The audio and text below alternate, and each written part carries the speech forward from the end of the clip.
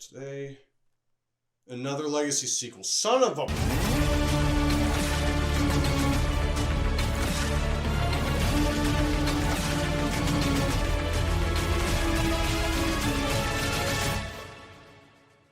So full disclosure, I was a little hesitant about this one, was kind of worried it wasn't going to be all that great because, well, you see, it's been almost 10 years since Ridley Scott made an actually good movie, or at least one that I can remember off the top of my head as being somewhat decent, and that was The Martian in 2015. Now, of course, this sequel's been in talks for a very, very long time. At one point, it was going to involve Russell Crowe coming back somehow. And now that the movie's finally released, I can happily say I enjoyed it quite a bit. I just wasn't completely floored by it. Now, to be fair, Gladiator from 2000 is an incredible film, and that is one tall order to top. So I didn't expect nearly that level of mastery on screen or anything. But I gotta say, as we got closer to the release, I was going in with more and more hope that it would just be this shocking, boom, surprise, this is amazing, you didn't expect it to be this good, almost like a Top Gun Maverick situation where the sequel had no right being nearly as good as it was. But I think at the end of the day, as long as you don't go in with the expectation that this is going to be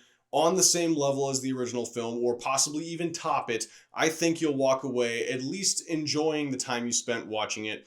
But if you go in with too high of expectations, you're going to walk out disappointed. It jumps right into the plot right away. We don't have this establishment of the character that takes the first 45, 50 minutes. The first Gladiator movie takes a lot of time to establish Russell Crowe as Maximus and who he is as a Roman general and what his loyalties are to Rome, and with Marcus Aurelius and all that. We establish Commodus and the relationship dynamic there.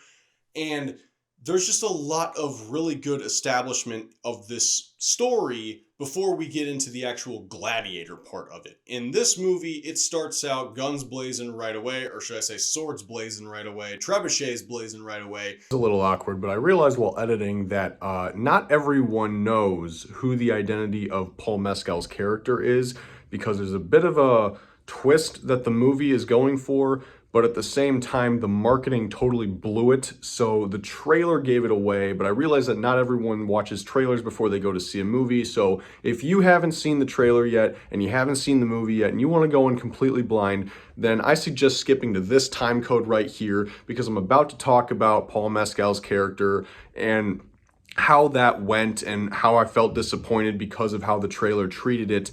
So if you want to just completely bypass that, if you skip to this time code, then you will skip any mild spoilers related to that I'm about to discuss, and then continue on with the rest of the video, and I will not be mentioning that at all. So please jump to that time code in the video if you want to avoid that. Otherwise, be prepared. I'm about to talk about that in 3, 2, 1, now.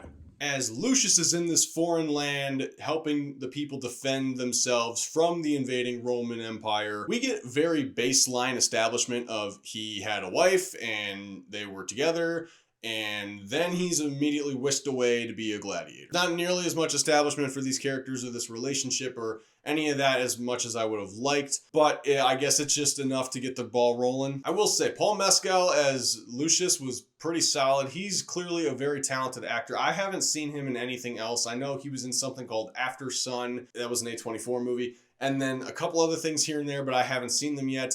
This was a great introduction to his performance, and I'm interested to see what he does next, honestly. But it is weird because we get a couple of flashbacks to Lucius as a kid, which kind of bridges the gap of like where Gladiator left off and what happened to him in between then and now and everything. And it's just awkward because the kid who played him in the original film is not in these scenes. They have a completely different actor. And so it's just a continuity nitpick, I guess, but I don't know. I just found it a little jarring. Pedro Pascal was a standout in here as, oh crap, I'm not going to pronounce his name right. Acacius? Someone will correct me in the comments. I honestly can't remember. But no, he did a good job with his performance. I really liked his character, and honestly, I kind of wish he was the protagonist of the film. I think it would have been a really interesting continuation where we have yet another gladiator film centered around a Roman general. Yeah, it's not the direct bloodline to Maximus, but I feel like you could have still worked in Lucius. Instead, the film just kind of like pretends like we don't know already that this is Lucius. Because like everyone he's interacting with, he's basically hiding his identity. He's not talking a whole lot. and he doesn't even admit who he is until he finally interacts with Connie Nielsen. And so it almost feels like the film and the marketing team just weren't on the same page, but at the same time, he's credited as Lucius. We already know he's supposed to be Lucius, so this kind of build up to a reveal doesn't really work all that well. Denzel Washington plays easily the best character in this film. He is just this manipulative con man with way too much power and influence. And it honestly reminds me a lot of the Penguin from the new show on HBO Max. Just the way he's able to meddle in all this, like, political power schemes and everything. It's also the fact that I just love Denzel Washington. He's just an incredible actor. He's great in everything he touches. And this is yet again another incredible performance by him. And so in the 16 years between the original Gladiator film and Gladiator 2, yes, it's only 16 years in the continuity. There's 24 years between the films, but in the movie it says there's been 16 years. We have these twin emperors, basically. They're kind of like Commodus again, except there's two of them, and they're way more crazy, or at least they seem that way. Played by Joseph Quinn and Fred something. Right away in the title card, we're told that these guys are menaces to society and basically running Rome into the ground and kind of the reason why people are wanting to overthrow them. But we don't really see any of that. If anything, we see Rome thriving just the same as it did in the past movie. And I don't really know what specifically they were doing that was totally heinous. We don't get a whole lot of depth to these characters whatsoever. No motivation, no real character arc. They're just kind of there as wild cards with crazy makeup and acting all flamboyant and over the top. Great performances, I will say. Really fun to watch. But yeah, just not a whole lot of substance beneath that surface. I just think about how they established Commodus in the last movie as a very integral part of the story, and we understood what he was trying to do and why he was doing it, even though he was a totally twisted, messed up character. But it was just very interesting to watch, and every time he came on screen, it was always just this unsettling feel. With these guys, it's just kind of like, oh yeah, here they are again. Speaking of, oh yeah, here they are again, Connie Nielsen is certainly in this movie. Yep. I will say though, because the movie is moving at a pretty brisk pace, the runtime isn't really felt all that much. I don't feel like the film really dragged until the ending. I feel like the third act just kind of goes on a little bit longer than it needed to, but at the same time, I don't really know how else you could have wrapped that up. I thought they did a decent job with their narrative, and while they probably could have cut around some stuff or maybe just left a couple of things out entirely, I thought the film overall was pretty well paced. Action sequences were definitely fun. They were a little bit grandiose at times. I kind of like the simplicity and historical accuracy of the original film. How, yeah, we got chariots in here and we got tigers and stuff like that and a bunch of people entering the pit at once. But in this one, we're really swinging for the fences. I mean, there's one scene with a bunch of baboons. There's another scene where they flood the Colosseum, which is historically accurate. That did happen for naval battles. But they also have sharks in there, and that is not historically accurate. I'm just trying to imagine Roman soldiers sailing the seas, trying to capture sharks without killing them, haul them back to the Colosseum, and then release them into the... I don't know, man. But look, Ridley Scott's not exactly a stranger to historical inaccuracies in his films. For example, just watch Napoleon. He was in interviews talking about this exact topic, and when people asked, why is Napoleon firing cannonballs at the pyramids in Egypt? He simply said, well, were you there? Yeah, that's what I thought. Shut up. So...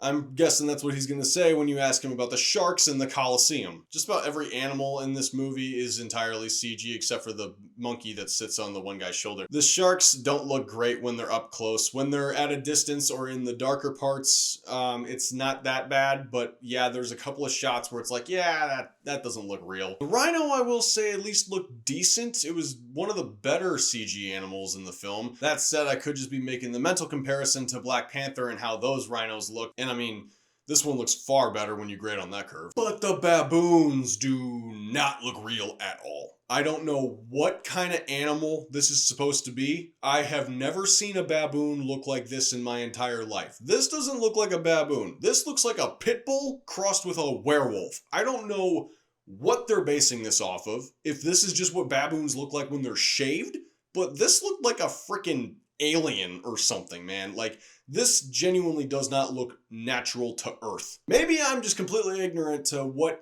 animals looked like during Roman Empire times, but Ridley Scott's track record of history is kind of against him. And yeah, there's a lot of fun to be had in the action. I will say though, there's a couple of sequences where it feels like some characters have plot armor. One in particular, and I'm not going to spoil specifics, but I will say that a bunch of archers open fire on one character who happens to be standing right next to another character, and they're kind of surrounding both of them. And yet this one person gets turned into a human pincushion, and the other one is unscathed. Now, yes, okay, they weren't aiming for the other person, but at the same time, with that many arrows launching in that many directions, I feel like one of them was bound to hit the other person.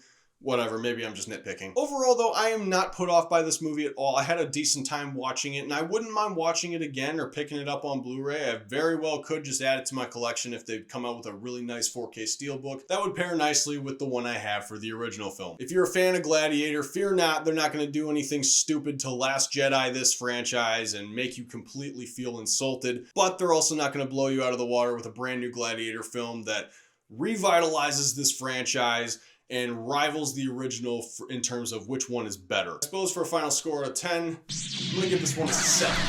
Alright, so Gladiator 2. Did you participate in the Glicked Event or Wicked Gladiator or whatever you want to call it? I did not. I only saw Gladiator 2 and I had a good time with Gladiator 2, but my gosh, was Wicked getting marketed out the wazoo at my theater. They had all the popcorn tins. They had the freaking vinyl, the soundtrack on vinyl. They had pins. They had literally anything you could possibly imagine. If you did the whole Glicked experience, I would love to hear what you have to say down in the comments below, whether you liked both those films, whether you hated both those films, whether you liked one more than the other, but be respectful about it and don't go at each other's throats over it. It's just a movie after all, not the most important thing in the world. Maybe keep it spoiler free for people who haven't seen them yet. I will be posting my Wicked review sometime from now. I got a lot going on. I've got a lot of other movies on the docket that I've got to see as well. So stay tuned for that, but I will have that in the near future. And also while you're down there, you might as well just give this video a like if you like this video. I mean, come on, you like this video. You like this video, right? Yeah, give it a like. Do it. What are you waiting for? Do it.